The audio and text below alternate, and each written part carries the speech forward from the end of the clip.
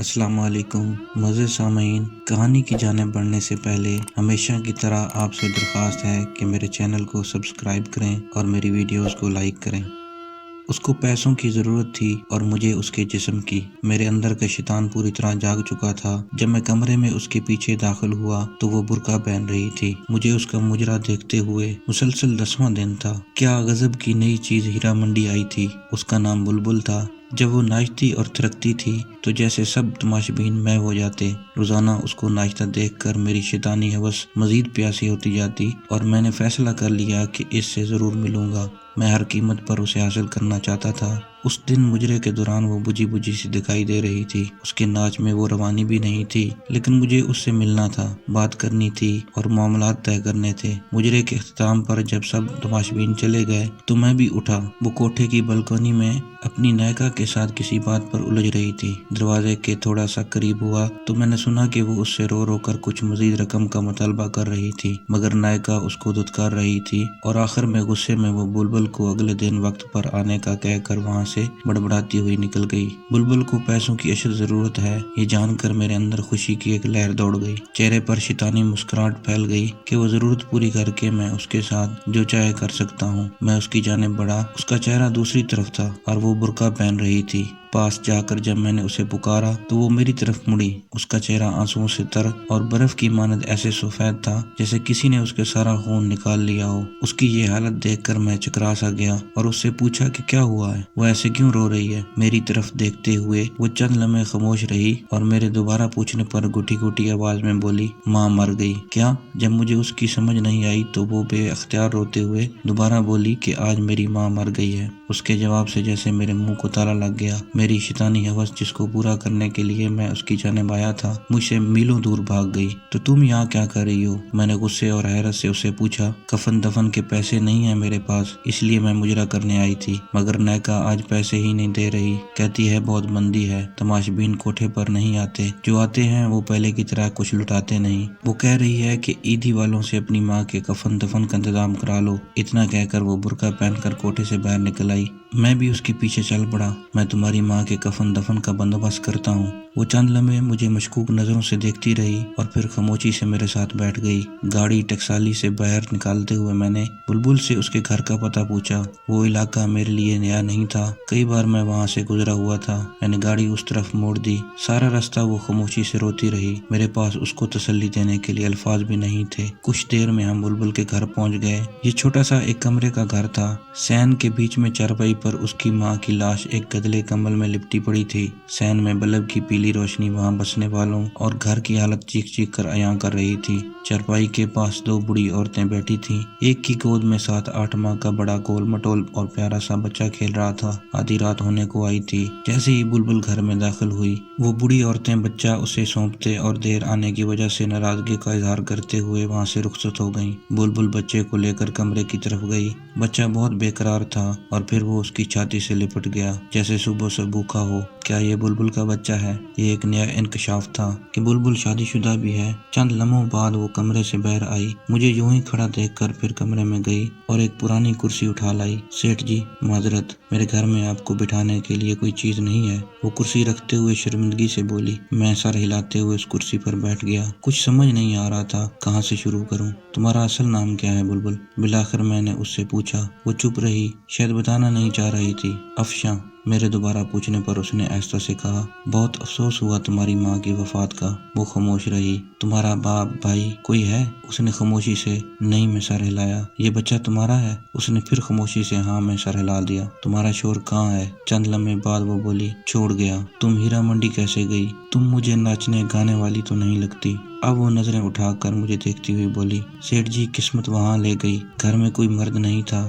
ایک بیمار ماں اور بچے کی ذمہ داری تھی۔ کہیں اور کام نہیں ملا تو نہ چاہتے ہوئے بھی مجبوراً یہ راستہ اختیار کرنا پڑا۔ کچھ عرصے تک نیکا نے ناچ گانا سکھایا اور پھر دھندے پر بٹھا دیا۔ وہ مجھے مجرا کرنے کے لیے روزانہ 200 روپے دیتی ہے اور ساتھ میں تماشبینوں کا بچا کچا کھانا جو میں گھر لا کر اپنی ماں کو کھلاتی ہوں اور خود بھی کھاتی ہوں۔ برقعے میں آتی جاتی ہوں جس سے محلے میں کسی کو پتہ نہیں چلتا۔ اور ایک بھرم قائم ہے۔ سیٹھ جی، ایسی کتنی ہی بے سہارا گمنام لڑکیاں معاشی حالات کے ہاتھوں مجبور ہو کر ان کوٹوں پر ناچنے پر مجبور ہیں۔ آپ لوگوں کو کیا پتا وہ کتنی مجبور ہو کر یہ قدم اٹھاتی ہیں۔ کوئی لڑکی اپنی خوشی سے یوں سب کے سامنے اپنے جسم، اپنی عزت نیلام نہیں کرتی۔ جو لڑکیاں ایک بار اس دلدل میں گر پڑتی ہیں پھر وہ دھنستی ہی چلی جاتی ہیں اور پھر اس میں ہمیشہ کے لیے ڈوب جاتی ہیں۔ یہ سب کچھ بتاتے ہوئے افشاں کے لہجے میں بے بسی اور بے چارگی تھی، جیسے وہ کسی ناکردہ گناہوں کی سزا کاٹ رہی ہو۔ میں کچھ دیر اس کے چہرے کو دیکھتا رہا، پھر پرس سے چند نوٹ نکالے اور اس کے ہاتھ میں تھماتے ہوئے بولا،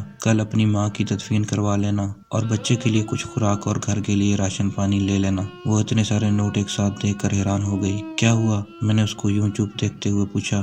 سیٹھ جی، مجھے ان روپوں کے بدلے کیا کرنا ہوگا؟ وہ ڈرتے ڈرتے پوچھ رہی تھی۔ شاید یہ سوچ رہی تھی کہ ان نوٹوں کے بدلے سیٹھ پتہ نہیں کب تک اس کا جسم نوچے گا، کب تک اس کو سیٹھ کی رکھیل بن کر رہنا پڑے گا۔ اس کی بات سن کر مجھے اپنے آپ سے اتنی نفرت ہوئی کہ میں خواہش کرنے لگا کہ زمین پھٹ جائے اور میں اس میں سما جاؤں۔ مجھے احساس ہوا کہ میں ذلت اور اپنے کردار کی پستی کی آخری حد کو چھو رہا تھا۔ میں اس بے حس معاشرے میں ایک تنہا اور بے سہارا لڑکی کی مدد کر رہا تھا، مگر وہ اس کو بھی ایک ڈیل کے طور پر سمجھ رہی تھی۔ شاید جہاں سے میں اٹھ کر آیا تھا وہاں پر جانے والے لوگوں سے بغیر کسی وجہ کے مدد کی توقع نہیں کی جاتی۔ میں نے لرزتی ہوئی آواز میں جواب دیا، تمہیں کچھ نہیں کرنا پڑے گا اور تم اب کوٹھے پر مجرا کرنے نہیں جاؤ گی، اپنے گھر میں رہو گی۔ ہر مہینے تمہیں منی آرڈر مل جایا کرے گا۔ تم نے کرنا بس یہ ہے کہ یہ جو بچہ تمہاری گود میں ہے اس کی تربیت ایسے کرو کہ یہ ایک دن بڑا ہو کر تمہارا سہارا بن سکے۔ یہ جو رقم میں بھجواؤں گا یہ تم پر قرض ہے، اور جب تمہارا بیٹا جوان ہو جائے گا، ایک قابل انسان بن جائے گا، تو تم مجھے واپس کر دینا۔ افشاں حیران و پریشان کھڑی مجھے دیکھ رہی تھی۔ اس انسان کو جس کے سامنے ابھی وہ ناچ کر آئی تھی وہ اس سے ایسی باتیں کر رہا تھا۔ پھر وہ بے آواز رو پڑی۔ مجھ سے وہاں رکا نہیں گیا۔ میں نے افشاں کے گھر کا پتہ لیا اور اس کو اپنا کیا وعدہ یاد دلا کر وہاں سے رخصت ہو گیا۔ سارے رستے میں یہی سوچتا رہا، مجھے تم سے کچھ نہیں چاہیے، مجھے تم سے کچھ نہیں چاہیے افشاں۔ جو تم نے مجھے دیا ہے میں اس کا احسان ساری عمر نہیں اتار پاؤں گا۔ تم نے مجھ میں دفن اس انسانیت کو جگا دیا جو میں دولت اور شیطانی ہوس کے نیچے دبا کر مار چکا تھا۔ تم نے مجھے پھر سے انسان بنا دیا افشاں۔ اس واقعے کے بعد میں ان تمام برے کاموں سے توبہ کر کے اللہ کی بارگاہ میں گناہوں کا بوجھ لیے حاضر ہوا۔ ہر روز اس کے سامنے اپنے گناہوں کا اعتراف کرتا، اس سے معافی کی درخواست کرتا۔ میں باقاعدگی سے ہر ماہ افشاں کو منی آرڈر بھجواتا رہا۔ کئی دفعہ دل کیا میں اس مسیحا کو مل کر آؤں جس کی وجہ سے مجھے ان تمام گناہوں اور بدکاریوں سے نجات ملی، مگر ہر دفعہ ایک شرمندگی آڑے آتی رہی کہ کبھی میں اپنی شیطانی ہوس کے لیے اس کا پیسہ تھا۔ اور پھر وقت گزرتا چلا گیا، دن مہینوں میں بدلنے لگے اور مہینے سالوں میں تبدیل ہوتے گئے، مگر میں افشاں کو بھولا نہیں تھا۔ وہ بھی میری طرح بوڑھی ہو گئی ہوگی اور اس کا بیٹا بھی جوان ہو گیا ہوگا، پتہ نہیں کس قابل بنا ہوگا، اپنی ماں کا سہارا بنا ہوگا کہ نہیں۔ میرے بچے جوان ہو گئے تھے، زندگی اتار چڑھاؤ کے ساتھ مسلسل چل رہی تھی۔ ایک شام چھٹی کے دن جب میں اپنے گھر میں موجود تھا تو ملازم نے آ کر مجھے بتایا کہ ایک عورت اور اس کے ساتھ ایک جوان لڑکا آپ سے ملنے آئے ہیں۔ کون ہے؟ میں نے اس سے پوچھا۔ معلوم نہیں صاحب، پہلی بار ان کو دیکھا ہے، ملازم نے مؤدبانہ لہجے میں جواب دیا۔ اچھا، انہیں ڈرائنگ روم میں بٹھاؤ، میں آ رہا ہوں۔ کون ہو سکتا ہے؟ یہی سوچتے ہوئے میں ڈرائنگ روم کی طرف بڑھا۔ ایک عورت پرنور چہرے کے ساتھ سفید بڑی چادر میں خود کو چھپائے ہوئے ہاتھ میں ایک پرانی سی ڈائری لیے کھڑی تھی، اور اس کے ساتھ اچھے کپڑوں میں ملبوس ایک بڑا ہینڈسم نوجوان کھڑا تھا۔ اس لڑکے کو میں جانتا تھا، وہ ہمارے علاقے کا نیا ڈی ایس پی احمد تھا۔ سلام سیٹھ جی، میں افشاں ہوں اور یہ میرا بیٹا احمد۔ جو اس نے افشاں کا نام لیا میرے ذہن میں اس کا ماضی کا چہرہ گھوم گیا اور پھر مجھے پہچاننے میں دیر نہیں لگی کہ وہ افشاں تھی۔ آپ مجھے پہچان گئے نا؟ میں نے سر ہلاتے ہوئے ہاں میں جواب دیا اور ان کو بیٹھنے کا اشارہ کیا۔ افشاں پھر اپنے بیٹے سے مخاطب ہو کر بولی، احمد بیٹا، یہی ہیں میرے مسیحا جن کی بدولت تمہاری ماں گندگی کی دلدل میں گرتے گرتے نکلی، اور یہی ہیں جو تمہاری پڑھائی کا اور تمہیں یہاں اس مقام تک لانے کا ذریعہ ہیں۔ میں ان کو جانتا ہوں امی جان، ان کا شمار علاقے کے معزز ترین افراد میں ہوتا ہے، مگر میں یہ نہیں جانتا تھا کہ مجھے اس مقام پر لانے میں ان کا کردار سب سے اہم ہے۔ سیٹھ صاحب، جس طرح آپ ہم بے سہارا اور بے کس لوگوں کی زندگی میں مسیحا بن کر آئے، اس کا احسان ہم کبھی نہیں بھولیں گے۔ احمد بڑی مشکور نظروں سے دیکھتا ہوا بڑی عاجزی سے بول رہا تھا، ایسے کہہ کر آپ لوگ مجھے شرمندہ مت کریں۔ میں نے افشاں کی طرف دیکھتے ہوئے کہا۔ آج اس کو پکارتے ہوئے بے اختیار میرے منہ سے افشاں بہن نکل گیا۔ میں خود حیران تھا، مگر یہ سچ تھا۔ افشاں صوفے سے اٹھی اور آگے بڑھ کر پرانی سی ڈائری مجھے تھماتے ہوئے کہنے لگی، سیٹھ سیٹھ جی اس میں وہ تمام حساب درج ہے، میری ماں کی تدفین سے لے کر آپ کے آخری منی آرڈر تک میں نے ایک ایک پائی کا حساب رکھا، آپ کے دیے پیسوں کا امانت کے طور پر استعمال کیا، اپنے بیٹے کو ایک قابل انسان بنایا۔ آپ نے مجھے 22 سال پہلے کہا تھا کہ یہ قرض ہے اور یہ تب واپس کرنا جب تمہارا بیٹا ایک قابل انسان بن جائے۔ کچھ لمحے خاموش رہنے کے بعد افشاں پھر سے بولی، سیٹھ جی آج وہ وقت آ گیا ہے، آپ کے احسانوں کا بوجھ تو میں نہیں اتار سکتی، مگر جو پیسے آپ نے مجھے دیے تھے میرا بیٹا وہ ضرور اتارے گا، اور آپ سے درخواست ہے کہ آپ انکار مت کرنا۔ میں افشاں کو بڑی تحسین نظروں سے دیکھ رہا تھا، آخر اس نے وہ کر ہی دکھایا۔ یقیناً قول و قرار کو نبھانا، وعدے پر قائم رہنا ایک اچھے کردار کے حامل انسان کی بڑی نشانی ہے۔ یہ سب سن کر میرے دل میں اس کی عزت اور احترام اور بڑھ گیا۔ میں نے تم کو بہن کہا ہے افشاں بہن، اور میں کیسے تم سے یہ پیسے واپس لے سکتا ہوں؟ مجھے یوں شرمندہ مت کرو۔ میرے رکے رکے الفاظ میں پیسے نہ لینے کی معذرت چھپی تھی، مگر وہ بے ضد تھی۔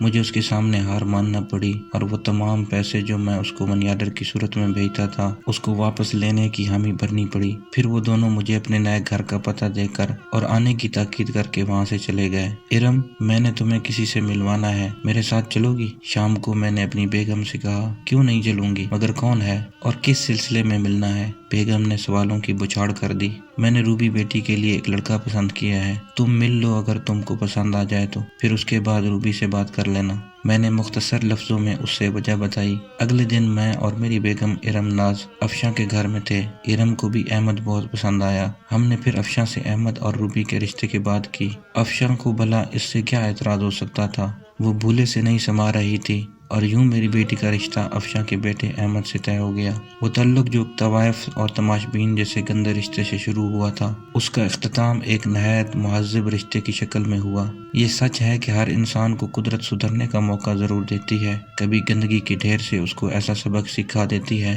کبھی دو بھٹکے لوگوں کو ملا کر سیدھے راہ پر لے آتی ہے اور انسان ساری زندگی اسی کے مطابق گزارنے کو فخر محسوس کرتا ہے۔ کبھی وہ طوائف اور میں تماش بین تھا، مگر آج وہ میری منہ بولی بہن اور اس کا بیٹا میری بیٹی کا شوہر ہے، اور مجھے ان دونوں رشتوں پر فخر ہے۔